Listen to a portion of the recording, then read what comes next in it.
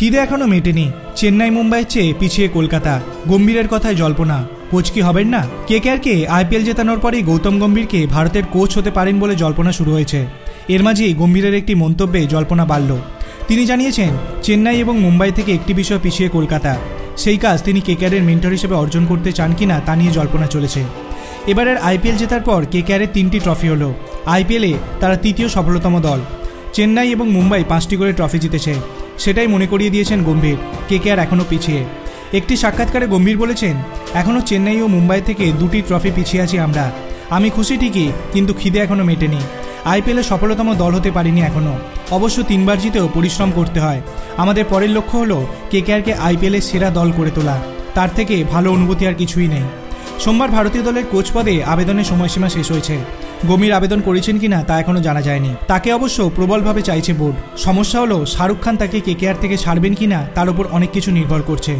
আইপিএলের একটি দলের মালিক অবশ্য বলেছেন, বোর্ডের সঙ্গে গম্ভীরের সমঝোতা হয়ে গিয়েছে, তবে কবে সে সম্পর্কে চিত্রটা পরিষ্কার হয় তা এখনও জানা নেই। কিছুদিন আগে কেকেআরের সুনীল নারিনের সঙ্গে তার সম্পর্ক নিয়ে মুখ খুলেছিলেন গম্ভীর। গম্ভীরের প্রিয় ক্রিকেটারদের অন্যতম নারিন। গম্ভীর বলেছিলেন, আমার আর নারিনের চরিত্র অনেকটা একই রকম, আমাদের আবেগও একই রকম। আমার এখনও মনে আছে 2012 সালে প্রথম আইপিএল খেলতে এসেছিল নারিন। তখন আমরা জয়পুরে অনুশীলনে যাওয়ার সময় প্রথম দেখা হয়েছিল।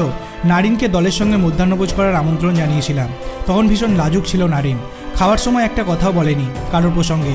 শেষে আমাকে শুধু একটা প্রশ্ন করেছিল। ও বলেছিল, আমি কি আমার বান্ধবীকে আইপিএলের সময় আনতে পারি? এছাড়া কোনো কথাই বলেনি নারিন। ওয়েস্ট ইন্ডিজের অলরাউন্ডারকে সেবার অনুমতি দিয়েছিলেন গম্ভীর। তারপর থেকে প্রতি বছর আইপিএল খেলতে বান্ধবীকে নিয়ে আসতেন নারিন।